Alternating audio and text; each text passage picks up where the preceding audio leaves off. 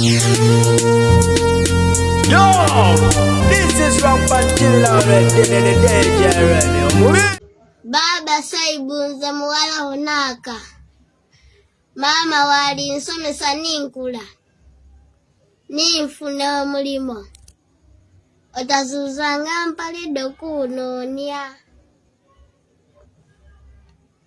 Bulambalamba wetugenda okubanga ate tutandikira kansubire nti muli bulungi wonna we musinzidde abalungi ngenda kubanga ntandika n'emboozi ey'omukramanyiddwa nga Kaweesi Shalom mugijjukira bulungi nnyo abasobola okugiraba emboozi mwe yasinzira okubanga ate atutegeeza nti yatunuzibwa mu mbuga za sitaani ku myaka 10 era nga eyakimutuusako yali maama we omuto oba sisita wa maama we. Omwana ono ayimino oba Shalom ono yayogera ebintu bingi ku lunaku olwo ebyali bikwasa ennaku wabula nga bangi bamucriticizing ne bamugamba nti ebintu ng'ebyo tolina kubanga obyogera mu public, ebintu ng'ebyo olina okubanga obisirikira, mulimu ebintu nti nga kyo olina okufa nakyo. Naye let me tell you something, ekintu ekiba tekirina kutuukako, you can't know how traumatized people can be. Lwaki ndese emboozi eno oba lwaki njogera ebintu bino? Ka vidiyo ako kentadde wano ku bifaananyi bya Shalom kalimu omukyala maama mulambirira akutte oba akwata omwana we ow'obulenzi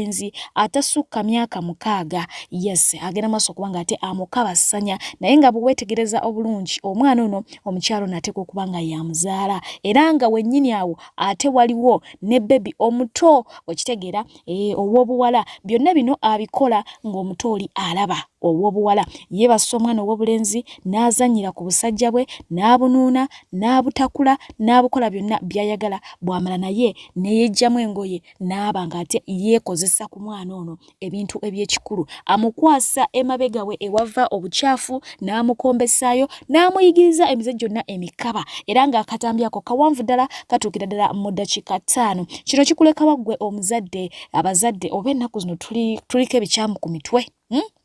I don't understand. Ensi eyo nno ensi egudde ddala. Abantu nga bano ba Shalom bwe batavaayo kwogera ku bintu bino gwe kitannaba kutuukako ojja kuwakano nga tekisoboka olw'ensonga tekinnatuuka wuwo. Naye nga ky'olina omanya nti out there people bali mu kukola ebintu ebibi ku baana bammwe, bali kukola ebintu ebibi ate ku baana baabwe gw'otayagala lwaki omuzaala gw'ogenda okubanga ate oyonoona ku myaka emito bwe giti. Ono kyakoleddwako mukadde we oba ne bw'aba si mukadde we oba omuntu yenna mukwano trust me kyagenda okubanga ate akola ku baana b'abalala ng'ono tavuddeyo kukyogerako tukiteekeko ekkomo mu ngerimu oba endala.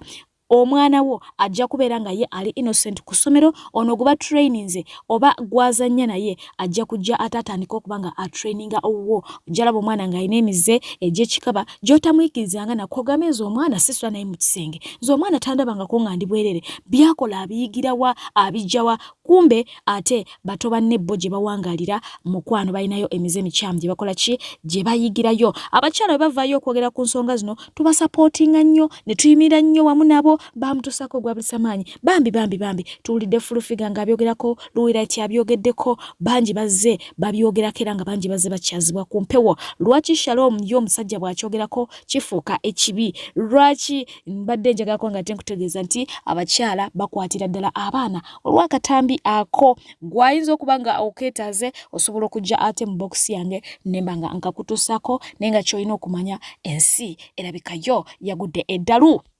Mpozi n'ekirala abakyala bw'obanga obw'omu bukutta omwami yakulekawo mu kifo ky'okkabasanya abaana bo kobeera omwami, yes, jangu ate ontuukire nze nkutuuse ku muntu atunda dildos ajja zikuguza anti munnange olina ekikusiiwa ate obusungu obumalira kuki ku baana. Mu kifo ky'okukola ebintu ebyo ku baana, they are so innocent, they are innocent souls. Bambi temuboonoona, mujje mwe mweyonoone mwekka. Mujje mbatwale gye batunda dildos, tuyina enkyala gye ziri, tuyina ensajja gye ziri, size gy'oyagala, oba oyagala kyeru oba oyagala kiddugavu, mukwano byonna gye biri.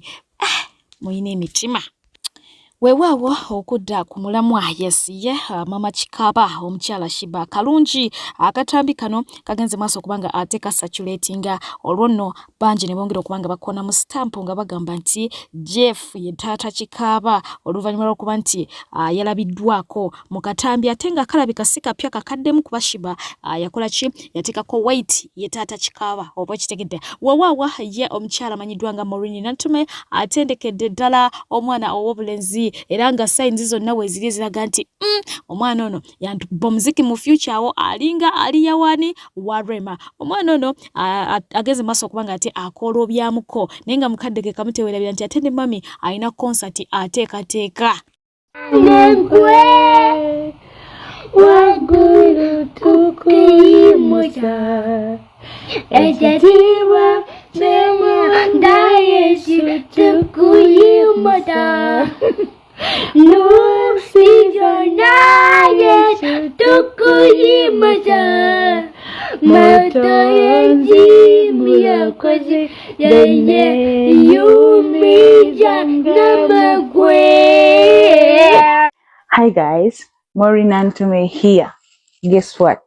My tickets for my story concert at Serena Hotel 21st of November are out. Tickets zifulumye abagizo Maureen Nantume mwena. Tickets zize. Kyengenda okola kiri kimu kubagamba before tickets ezo mwe mugendo zisanga abagizi ba Maureen. Mikwano gya Maureen, abagala Maureen, abagaliza Maureen, abali ready okujja mu My Story concert, abali ready okujja okulaba olugero lwa Nantume Maureen, abajja okulaba ebiyitirivu ebiri mu My Story. Tickets are here. Tickets zonna zifulumye eza VVIP zafulumye, eyo video yeddako. Banange, jangu welabire ku Maureen Nantume. Tickets zino weziri ku ground ku bifo byengendo bagamba byonna weziri mu butuufu bwazo mu bulungi bwazo. Jangu efunire ticket yo ojo olabe ku Maureen.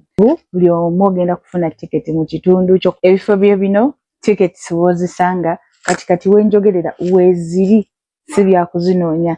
Ku Serena wennyini tickets weziri, ku Titanic Plaza Wilson Road shop number TB10 tickets weziri, Papa's Sport Machindye tickets za Maureen weziri, Vox Lounge Machindye tickets za Maureen weziri, Ucha Kids wanenajja Nankumbi ekiduuka ekirungi eky'abaana ekirimu ebintu by'abaana ebyokuzanyisa engoye biki tickets weziri. Tickets za Maureen Nantume zifulumye. Jangu efunire ticket, jangu obeere part of olugero lwa Maureen Nantume, jangu olabe ku Maureen, jangu nkuyimbire jangu mbeereko naawe akawungeezaako, jangu nkubuulireko, jangu nkulabeko, jangu ondabeko 21st of November ku Serena Hotel.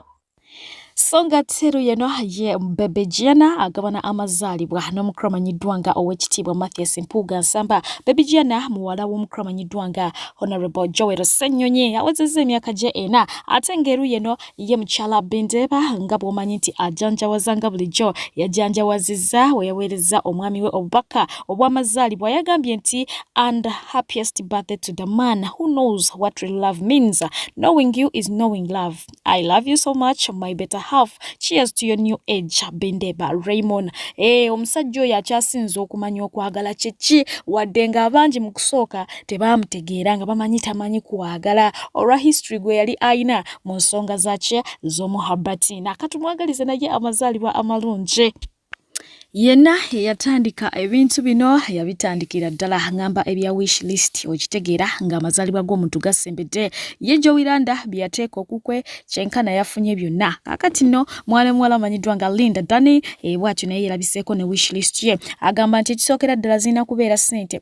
Ayagala emipiira gy'emmotoka bw'oba togirese leeta ki ssente. Ayagala rims ez'emmotoka bw'oba tozirese leeta ssente. Ayagala bags okitegedde eza seminti eziwererako ddala. Ennaku zino abantu basabira ddala seminti, abantu baliyo beefulukuta bazimba. Ayagala laptop eya MacBook Pro eyo nayo agisabye, eyo buli omu agisaba. Ayagala ka vacation buli omu akasaba. Ayagala wigs bw'oba toyina ebyo muwe ssente. Ayagala ebimuli naye ebimuli ayagala bino ebiriko ssente, tayagala bino ebiwunya obuloosa bwammwe tayagala. Ayagala tripod ayagala ssente. Ayagala jewelry ayagala AirPods ayagala ssatu ezo. Ayagala spadet okitegeera kugendako eyo mu sawuna bamukoleko ku bimassage abeere eyo olunaku lulamba oba ali ne bagirls oba ali yeko oba ali na kipenzi naye ng'agenze. Ayagala perfumes ayagala engatto mwezo nayagala mu heels ayagala mu sneakers ne crocs ayagala ssente. Ayagala ekintu ekyekuusa ku Mickey Mouse kasito oba oyolese jumper oba olese top naye ng'eriko Mickey Mouse kyonna Takomye okwo agamba ayagala labubu doll set number ono anaabamu oludole ayagala GBL bomb box okitegeera ayagala sente ayagala handbags ayagala essaawa ayagala ekintu kyonna ky'owulira nti kati gwe kigwanani Linda Dani yes ya so ategeezezza gwe leeta ne bw'onooleetwa akasenya ajja kakwata n'asembyayo ng'agamba sente aziddiŋŋanya emirundi mingi era bwe weetegereza obulungi zireka za appearance emirundi nga 5 naye ng'ebyo bitadde ku mabbali abantu basanyufu olw'okuba nti azzeewo oba yazzeeyo mu weight ye gye yali mu luli nga bagamba nti kati gwe Linda Dani wakomyewo mukwano wadde nga Miki ensonga y'omusomo akyagikwasiza Manya abaana b'obuwala ku nsonga ya fente tebateŋŋana bali batya Evelyn yavuddeyo n'agamba nti it's actually so simple to win a woman's heart first give her money sente point her out in public as the best thing you have ever had ukitegedde take beautiful pics of her and lastly buy her whatever she wants banange bwana asaba ennyonyi agala abaana b'obulenzi bettebwe si agambye oba oyagala okuwangula omutima gw'omukyala kintu kitono nnyo muwe ssente mugjeyo ensi emulabe emanye nti yono si byakubeera eyo kukukuutiriza ng'okukusa mukukuse okitegeera ng'alinga njaga mugjeyo ensi emanye nti yono abikka oba abibita omuntu ono ate mukadde ke kamu gena maaso okuba ng'omukuba ebifaananyi ebyo ebirungi byolaba nti kamaama kyekyo tokoma okwo muwe kyonna kyawulira nti kyakola ki kyayagala songa ate ya nagujja ali eno mweraliikirivu bya nsusso agamba nti abaami bali bize bawasa abaana bazaalibwa mu 2000 kyokka ate bo ab'omu G9 babalisaawo kati ne bagamba bannaage muve mu order Nawa wakyaliyo ne stoko ya 1980 stock ekyali ya 1980 1990 munaba kugikwatako mugiresaawo ate mubukidde banku 2 kwegamba muve mu order muleke kubanga ate bali mubalekerayo baani songa ate wetwogera yo Makerere University Radio ekomyewo ku mpewo oluvannyuma lw'ebbanga eriwerako ddala radio eno abaagigalawo mu mwaka gwa 2009 oluvannyuma lw'okubanga ate balemerwa okusasula sente eza license za buli mwaka emiliyoni wazindaba mmeka 3 kakati ebbanja neriwera netuukira ddala mu miliyoni 15 kwe kusalawo okubanga ate babajja ku mpewo naye wetwogera andowooza bamaze okubanga ate besotinga basazeewo okugikomyawo ku mpewo ate buno mukulu eyavuddeyo kubanga abategeeza nti ali wano okubajjukiza nti omukyala amanyiddwa nga Carol Kasita ye muntu akyasingidde ddala okuba omubi mukuuma obudde takuuma budde bamubuukinga n'atajjira mu budde agamba nti bamubuukinze ye sayidi zaawa Zembarara naye nga akanya kubalimba nti ali Masaka ate ngera mbu ekintu ekyo yali akikozeeko ogwo sigwe gukola ki sigwe gusoka ate ngayo omukyala amanyiddwa nga Jennifer Musisi oluvannyuma lw'okukitegeera nti KCCA yasazeewo okubanga ate ettusa kye bayita City Festival Kampala ekintu ye kye yatandikawo olwo wamma n'avaayo n'akola ki n'abebaza nti bebale kujjukira kye yatandikawo kubanga ate bakittusa bupya omukyalo ono mu ggwanga Uganda takyalimu era ng'awangalira eyo mitala waki wa Mayanja Bulambalamba ffenna tukimanyi bulungi nnyo nti omukulu amanyiddwa nga Akon yayawukana n'omu ku bakyala be ono yali amazina y'emyaka egiwerako ddala 29 era ng'abantu olwawulira kino bagamba nti bulijjo Akon mufumbo tubale tetumanye munange bali bamaze emyaka 29 bwe batyo ne baba nga ate bawukana oluvannyuma lw'okwawukana omukyala ono yaddukira mu mbuga z'amateeka n'ategeeza nga bw'ayagala bamulirire ensimbi eziwerako ddala emiliyoni 10 ekya $. Obudde bwe bamwokira ng'ali muki mbufumbo kakati no koti yakamutemye bwe yamutegeezeza nti omwami gwe yagalako miliyoni 10 ekya $, nga tawezaayo wadde ne miliyoni 1 eya $, alinayo omutwalo gumu bwe guti ogwa $. Simanyi kati omukyalo baali mu mbeera ki naye nga keeko akakodyo kati abaami abo ke bakola ki ke baayiga era nga bategeezezza mbu omwami ono ssente ze zonna yazikukumbako ku account n'abanga ate aziteeka ku account eri mu mannya gaani gannyina. Jjukira nti abakyala bano abali emitala w'amayanja eyo abasinga obungi bayiga akakodyo kano abamu nga n'obufumbo abuyingira abalaka ssente nti ngenda kubeerayo emyaka 2-3 male nekyange bampa omudidi. Kaakati nno abaami bayiga oli omusambi w'omupiira yabaleetera akakodyo ebintu oteeka wa maama wo eno n'otambuza obulamu omukyala we yekyanga asangeko $5 atwalago so awo we tuli. naye nga yo mukyala amanyiddwa nga Prima Kardashian ye yavuddeyo agamba nti abaami babi nnyo abaami bali toxic nnyo ku mulundi guno yakomyewo n'amaanyi mangi olw'ensonga nti Josted alabika yazzeemu okuyimuka ate ffenna twakirabye n'addamu n'ayimba era n'ategeeza nti ye ekyamulemesa obufumbo kwepakula mu ssimu ya musajja singa teyepakula mu ssimu ya musajja singa obufumbo bwoba oli awo bukyakola ki bukyaliwo naye mbu omwami yeddanga bukya neeraliikira n'agamba avaawa kyokka nga atakimanyi bulungi yali efumbirwa muki muyimbi kakati raga nze sijja kubeera muki mu ddinaayo kaŋŋende nkebera essimu y'omusajja mbeerewo nga mmanyi wengwa oluvannyuma lw'ogikebera ebyavaamu teyabyagala kwe kunoba naye nga waliwo eyavuddeyo n'awandiika n'agamba nti nkigenderedde omukulu Josted buli lwasituka omukyalo ono avaayo n'ayogera bingi agezeko kubanga ate amutraumatizing alabika tayagalirako ddala kulaba Josted ng'ali ki ng'ali bulungi bulijjo baga Josted ali mu rehab aliwa embeera sinungi ng'asirise tavaayo kola live kakati Josted atandise okuyimba azza amaze okubeera mu rehabilitation for some good time ate omukyala akola live ez'okumukumu. What do you want?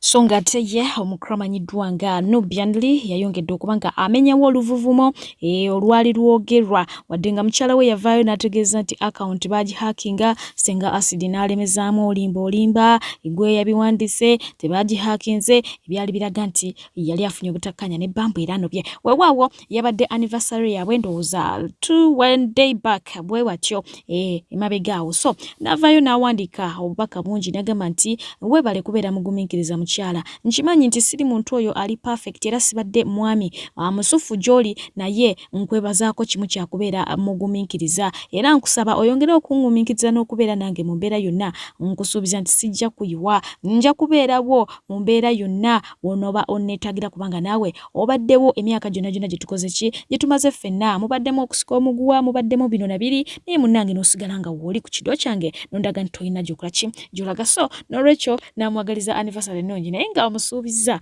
nti mweteefuteefu okukola kyonna omukyala kyakola ki kyayagala kulwokuba nti abadde muki mugumiikiriza. Kakati no ye papa wa Federation ayongedde okuba nga ate atabuka oluvannyuma lw'okuba nga avaayo n'alangirira nti atali mu NRM si waakulya ku ssente ya Federation tajja kugendayo kufuna ku musente ogwo oba ku musimbi ogwo n'agamba nti temuwagira ki NRM ate ssente ziri mu Federation ziva mu NRM kakati ate mba muzaagaza ki omukyala amanyiddwa nga Winnie Byanyima yavuddeyo n'agamba nti are these public funds from us taxpayers oba what criteria are there for spending namuuzaamu kaawo era namubuuza where will funds be accounted for byonna ebyo n'abanga ate akola ki abimubuuzaamu naye nga kamesejja ako tukimanyi bulungi nnyo nti Eddie Kenzo yabadde akasindikira abantu nga Palaso abali mu Federation jukira Palaso mu Federation abaddeyo era nga abadde ayinayo bukulu Nina Rose yaliyo Bruno K yaliyo Spice yaliyo naye bagenda beemogolako mpola twalabye Fik Fameka naye nga avaayo kakati yabategeezeza mugira mu dduka naye teri kulya ku ki ku kafimbi.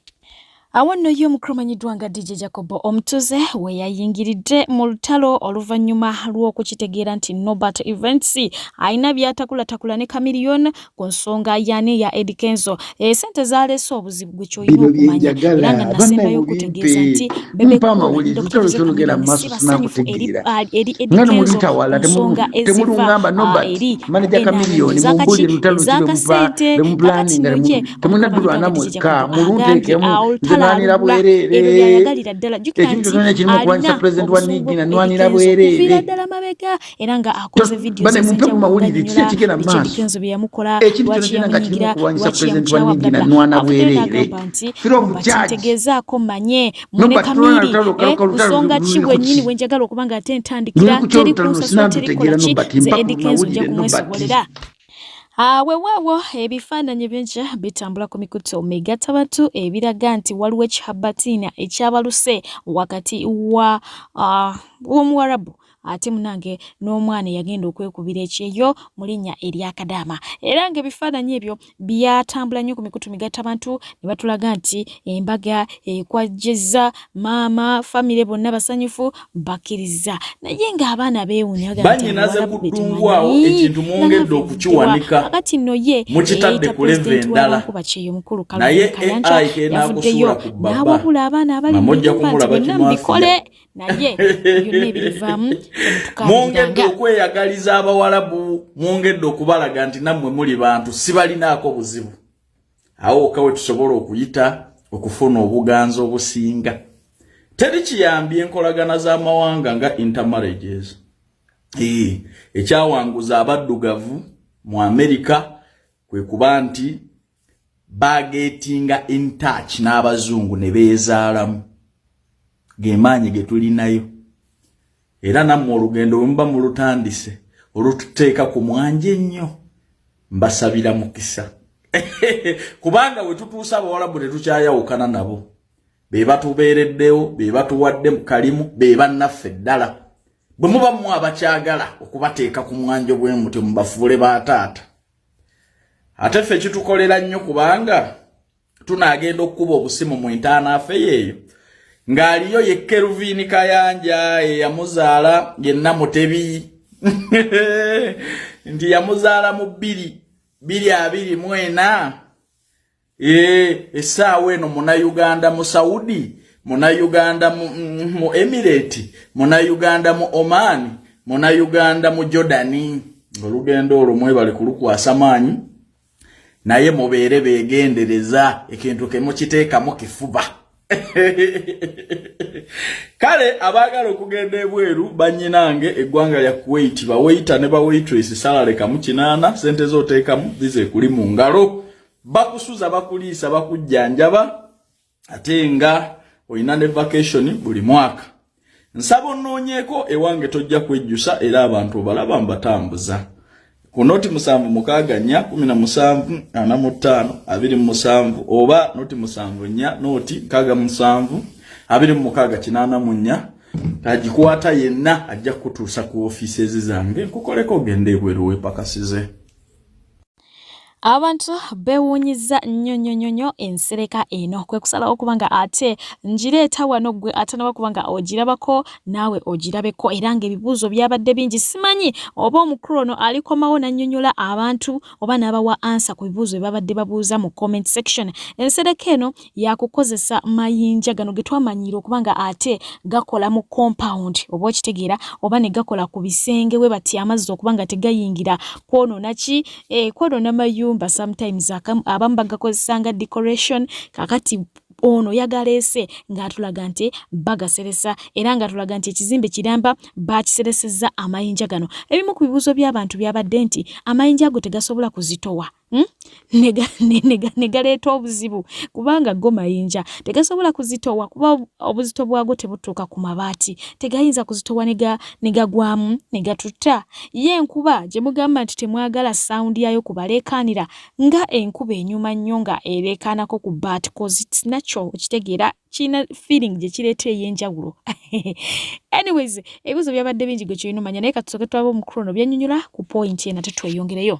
Bangi beebuuza lwaki nandiseresezza amayinja naye bibino zizi nezimu ku nsonga lwaki wandiseresezza ennyumba y'amayinja gwe client wange omulungi ali eyo bw'oseresa amayinja oba towulira nkuba ng'etonnya togiwulira okera bukezi ku makya n'olaba ng'enkuba yatonnye bw'oseresa amayinja oba weewadde security omubbi tasobola waggulu n'akumenya n'ayingira n'agwa mu nju yo bw'oseresa amayinja tobaako budde nti buno bwa bbugumu buno bwa mpewo obudde bubeerawo nga buli bwa moderate akasana wekaba nga kangi ate ofuna obudde obuweweevu ebbugumu eribeera nga lingi ate ofuna obunnyogovu bw'oseresa amayinja kati nga wetuli wano kira nti osobola okusiima n'otugamba munteremu maapu ya Afirika munteremu erinnya lyange munteremu ekimuli bwe kiti mu nyumba yeyo yennyini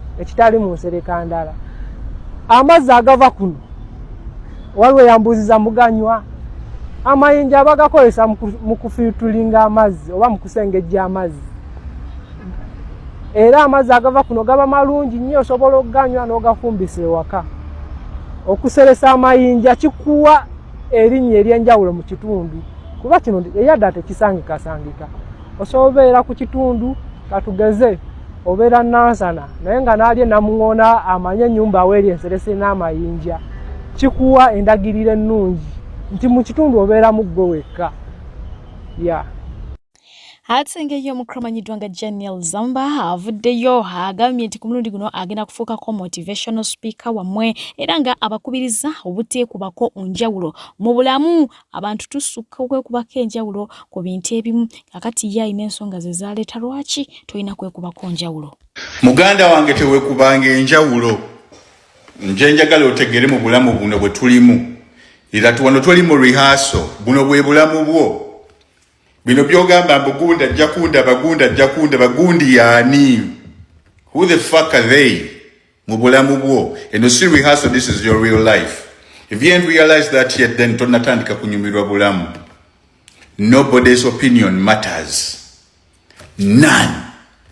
The only people that matter zino acronyms esatu leta satu mu acronym emu bakiyita gani nti God, the universe and nature. Toli azamanya katonda, better in line the universe and be true to your own nature. And ensi ya fenemilibwa notekwa jinyumirwa. And serious, so this is it. Abayimbi bangi ebiseera ebisinga batuuka ekiseera nga music bamuvaamu okitegeero n'owensi ne basalawo kubanga ate badda eri Mukama okiwulira. Omukyala amanyiddwa nga Sharon O bw'atyo naye yavuddeyo n'atutegeeza nga bwe yayatula obulokozi era ng'agamba nti yali yawambibwa ensi. Tubalabye bangi, Desire Zinda kati ayimba gospel, Grace Nakimera ayimba gospel bangi.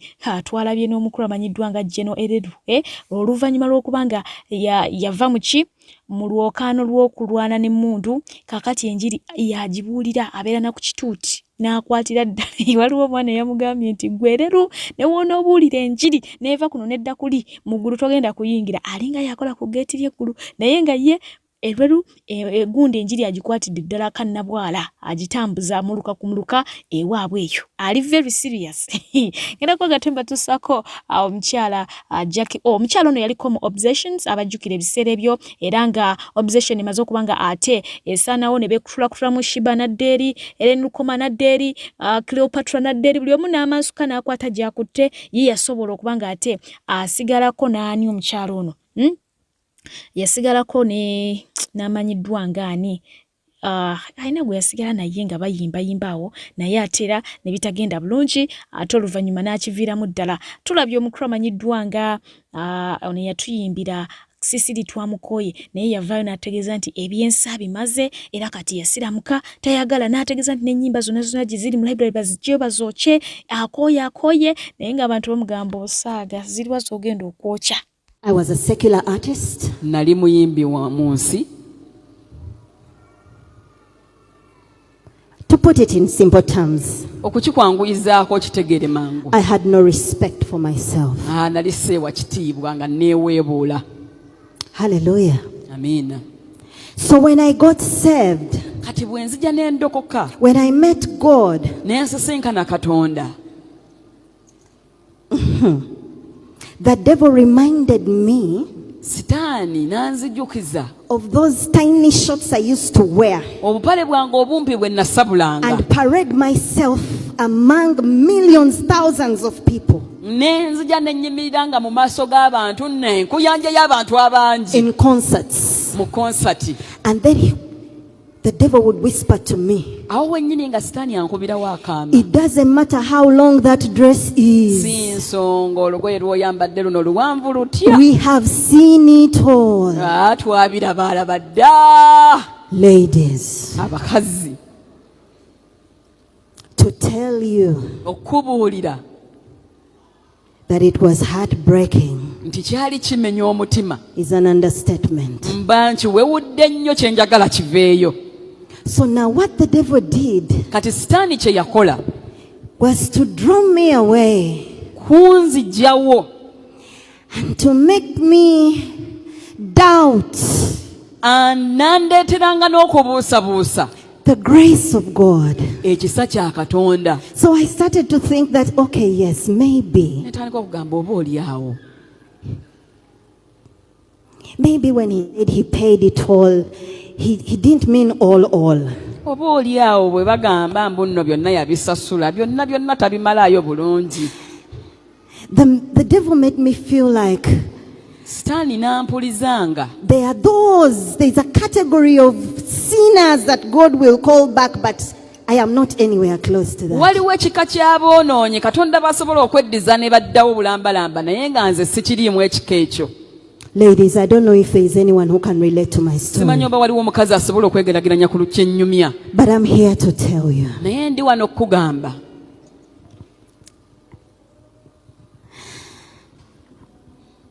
Our God Katonda waffe is merciful. wajjudde okusaasira. Our God Katonda waffe is unconditional. talina bukwakkulizo.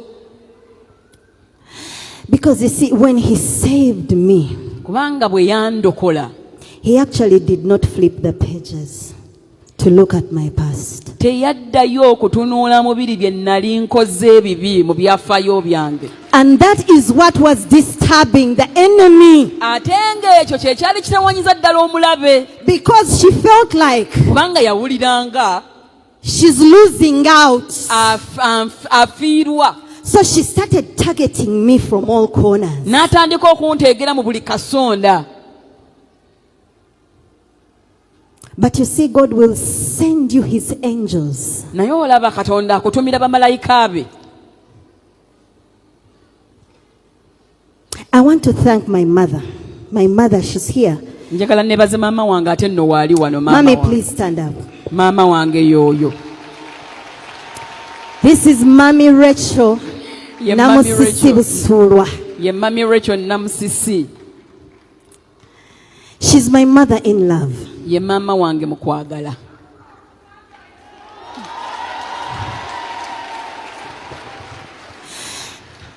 This lady you see here, Ono omukyala gwe mulaba wano. 9 years ago on my wedding day, Emyaka 9 emabega ku mbaga yange. in her wedding speech, Mu bigambo bye bye yali ayogera ku mbaga. she prophesied over my life. Yalagula ku bulamu bwange.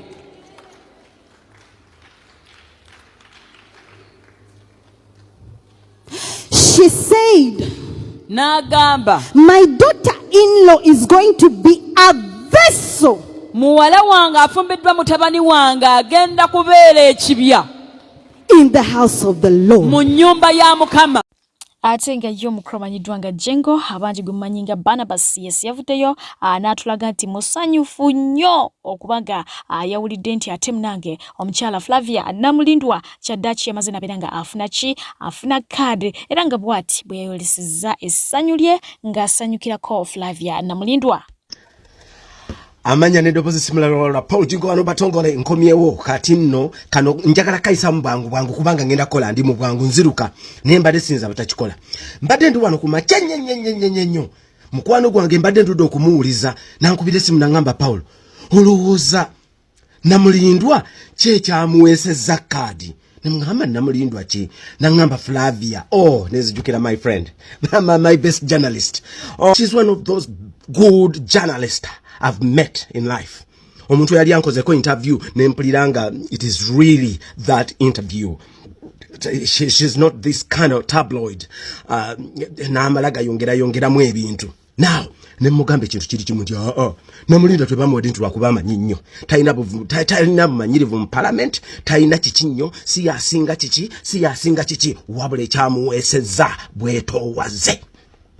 Namulindwa abadde mwetoowaze mubadde mumulabe ebbanga lyonna ng'akola kino na kino yalekawo omulimu gwe n'atambula n'agenda n'ava eno mu America n'aleka amasape g'America n'addayo ku ground n'atambula n'addirayo ddala ku kyalo kyewaabwe ebyalo ebyo eby'eggomba n'abeerayo abadde akola ebintu bingi naye ate ekisinga byonna Namulindwa ne batuuka okumumma kaadi teyakkakkana yayongera bongezi muliro teyajjako kafaananyi ka mukulembeze buli gwe bajjangako kadi ogenda okulaba kafaananyi nga kavaako twenga kabulanga kagenda ogenda okulaba abadde atwadde ambulance twenga zivaawo abadde atwadde obuyambi buno twenga bugenda Namulindwa yasigalako n'alemerako nga mwetoowaze ng'akimanyi nti ono ye mukama wange bano be bakama bange be balina okumpisaawo be balina Katonda Bayibuli eyogera ki ku bakama abo egamba nti touch not the anointed of God nkiddamu Bayibuli egamba nti touch not the anointed of God tokwata kwoyo Katonda gwe yafukako amafuta leero ani agalina ye Kyagulanyi Sentamu Robert n'olwekyo buli kyayogera kiwulirwa ne bwagira bugizi ne bweyitakola bweyitakozibwa ati abantu bakuba mu ngalo ne bw'aba akoze ekikati gufuuka musono ne bwajjanga ekkooti bagijuziza bagijjeko omukono enkya abantu bonna bajja kwambala amakooti nga bagayuzizza kubanga is anointed Namulindwa ekyo yakitaapinga n'amanya nti engeri yokka gye ngenda okuyitamu kubeera na musajja ono bwentyo ne mmanya nti ye mukama wange. Omuganda agamba nti amalala gakulembera ekigwo gwe bwe weewulira nti oli w'amaanyi oli wa bitabo oli naggwano oli Goliyasi togambwako olina experience nnene balina kufukaamirira balina kugenda nga bakukomba ebigere abaneegulumizanga Bayibuli egamba nti banakakkanyizibwanga ate abanekakkanyizibwanga banaagulumizibwanga kakati Namulindwa yagulumiziddwa kubanga yekkakkanya n'amanya nti bano bakwambano be bakama abe n'akimanya nti bano be bakama abe. Uliriza mu mwaka mubaamu omwaka gwo mu myezi mubaamu omwezi gwo mu nnaku mu weeks mubaamu wiiki nga yo mu nnaku mubaamu olunaku nga lulwo mu ssaawa mubaamu essaawa eyiyo mu ddakiika mubaamu eddakiika nga yiyo mu microseconds nakyo bwe kityo kakati Kyagulanyi ebyo byonna bibye. Namulindwa kwe yataapinze n'agamba nti Bayibuli eyogera etya egamba nti obwetoowaze bukira saddaaka eyasava. Oyinza okujja mu kanisa noba nga gwosinga okuwaayo ebirabo gwosinga okuwaayo ekimu eky'ekkumi bw'oyogera buli muntu asirika buli muntu akola ki n'akuwuliriza n'osika amataayi n'olya kiki ebyo Katonda si byayagala. Bwetoowaze Joko kubeera omwetoowaze nga Katonda eri atiikinga nga Katonda eri atiikinga nga Katonda ali atiikinga. Congratulations Namulindwa tukusabira ogenda kuba mukazi w'amaanyi Mukama akutambulireko Mukama akwetoloza amaaso g'emmunyeze emmunyeze amaaso ga Mukama gakutambulireko emisana n'ekiro akukuume nga amagenda gonna amadda ogenda kuba mukazi muwanguzi okuva leero okutuuka Parliament eyeddako ng'eweddeko ate weeyongere nayo ogenda kuba mukazi muwanguzi. Sigala ng'oli mwetoowaze sigala ng'otegeera abantu jjukira wa gy'ovudde tukuwagira nga ba artists tukuwagira nga ba Uganda tukuwagira nga abakyala tukuwagira nga abasajja tukuwagira nga abaana manyi obuwagizi bwaffe obulina ogenda kutuula mu Parliament lwa kigambo kimu bwetoowaze kuba ne Mukama wo Kyagulanyi naye mwetoowaze tukwagaliza obuwanguzi. Mukama akutambuze akulabye ebirungi emyaka enzige gye zaalya leka Mukama azikomeewo lwa bwetoowaze bwo tukwagala nnyo.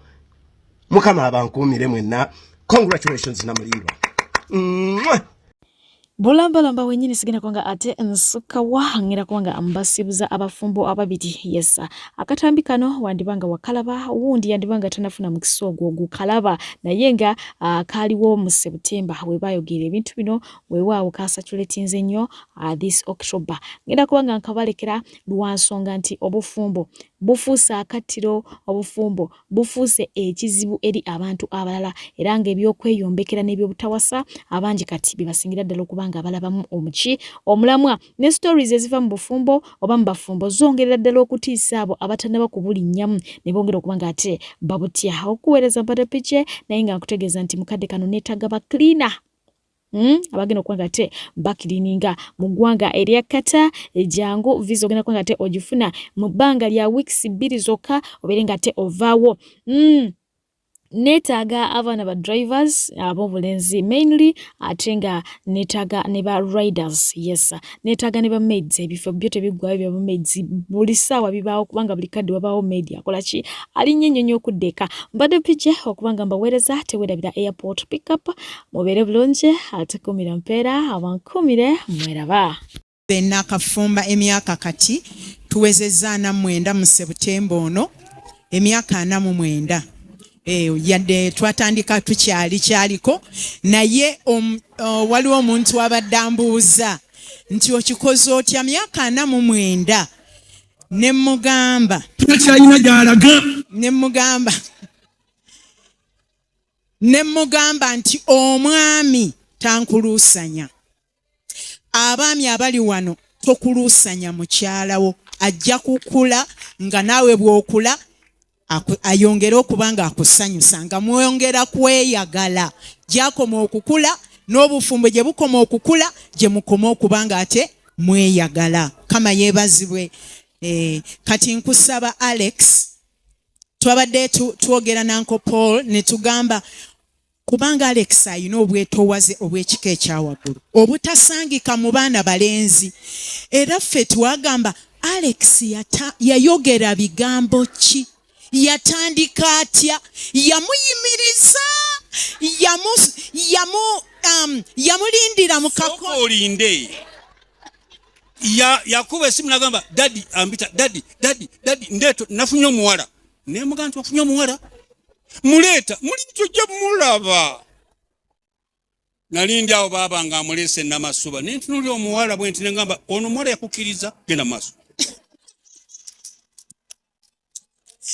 kwegamba mwetowaze nnyo nga twebuuza oba ebigambo yabitandisa atya, naye beera bw'otyo mwana waffe Alex atamu always clean.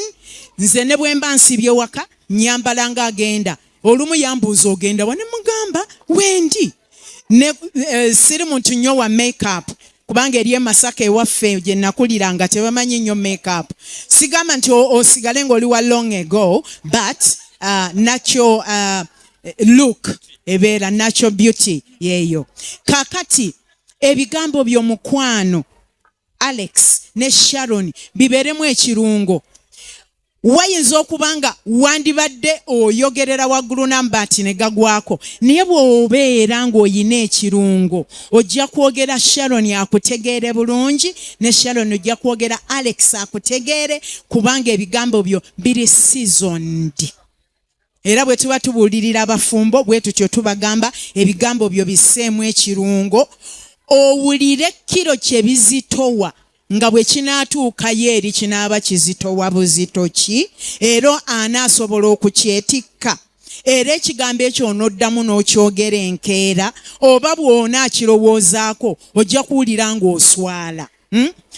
Mukama yeebazibwe. Era kyenkuutira abafumbo bonna abali wano, eno si semina y'abafumbo, ebigambo by'omukwano bibeere nga birimu ebirungo. Bwe binaabaamu ebirungo ojja kulaba. Kati maliriza na kano, omukwano gwe mutandise leero, obufumbo kye buliko, otandika obufumbo ne bakuwa ne certificate, naye gwe mulimo gwe batabuuza nti experience ya myaka emeka. Bw'ogenda okukola okunoonya omulimu bagamba okoledde mu company ki era experience ya myaka emeka. Wano otandika butandisi, kitegeeza leero mugguddewo ekitabo ekipya ekitawandiikibwangamu, kyogenda okubanga owandiikamu, Sharon ng'awandiikamu ne Alex ng'awandiikamu, nti bwe muba mukola revision, ono yawandiika ki, n'olaba n'ono yawandiika bwe kiti, nga olaba nga kitambula bulungi. Lastly, obufumbo bulere nga baby. Ffe tulina abaana bangiko, ab'omunda, ab'okungulu, ab'obuweereza. Omwami wange ono gwe mpita first born, he is my first born. Haleluya. So kati obufumbo babulera nga bebi bw'aba yakazaalibwa. Kati obufumbo bwammwe buzaaliddwa. Gwe maama bw'oba ozadde bebi wo n'obulira akantu konna omugyayo n'osiisiitira.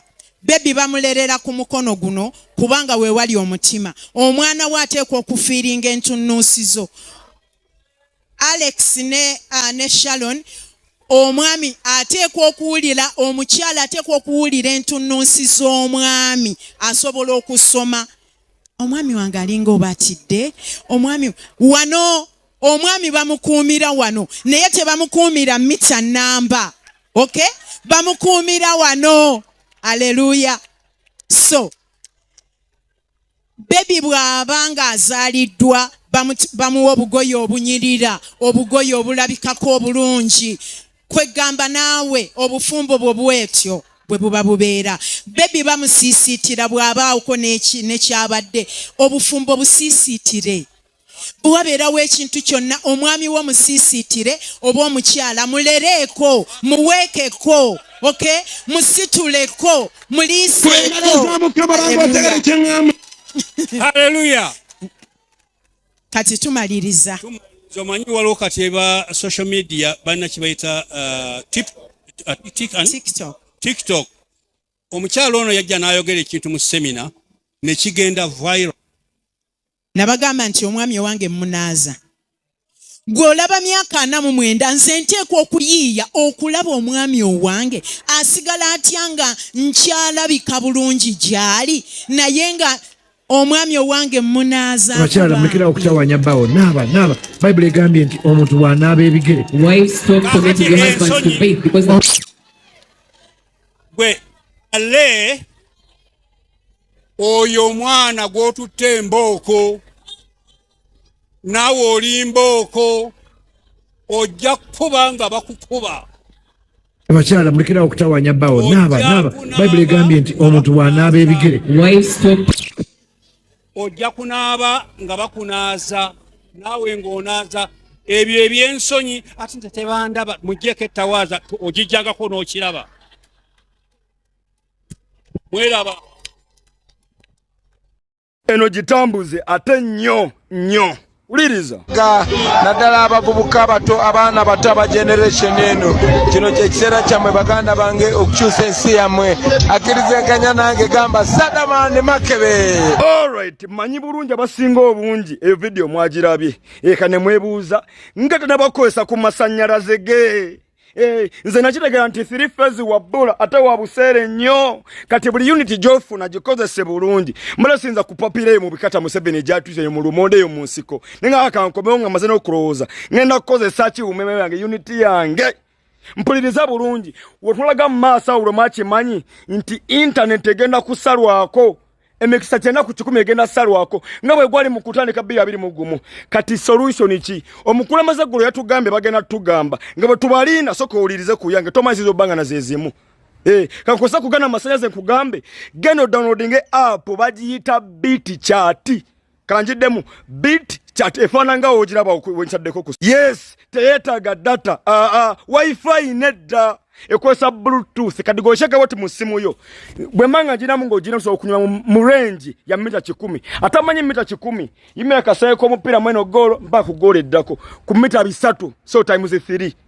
Number 1 researchua number 2 teranza ji infiltrating ambola manyemba na sindise mbese gabere question ne data chikole echo ekwesa military grade level security ubaga machimwa chiri ku military grade chikozesebwa maje kitegeza kiba very highly secure mpulina ye tobuzabuzi balwaki bwandika message yonna eteka nganga kantaginge gundi at gundi Sadamani Makebe nedako message yo kwanga yiche engeje interi offline kodi onanga bwe ino kulwaninga mu background egena bela displayed nade message wali ebera bikajo wandisi leba mukala ya njawulo eri alanga mu gwe nga olaba matrix mpuliriza bulungi eruko mu kubaka abanje kosa block chain power nti gwenda guno abajina yenga kuba ya manyi abade mu mita 10 olwa 10 olina abanga jina afuka nga mulongoti gwayo gwa network yayo nenga mita na 3 mita 4 bamubera banji omaliza Kampala yonna mubende luddawa nga yina mutuse nga mukosa just app emu oba nteweka bulungi kati mpuliriza bulungi ifa bayize ba computer nze mwizo wa computer science watu wanenga code nga tukwa annotation ya code yonna otomo jitekamu nokati user input n'okubeeramu tuteka wale user input bila display kati no chaina bena bi displayinga bano bali ku mulembo omuchamu mwana muli ku mulembo gwa fa ba rasta ba YouTube bato peba amanyi peba gezi bano bazayi nawe nala wali mate ya kasaija nga ku cryptocurrency nga ngo mu dawa. Alright, ogwange ngumaze ogwo gwa kutambuza kati gwa bitegedde gamati honorable Sadamani Makebe. Yeah man.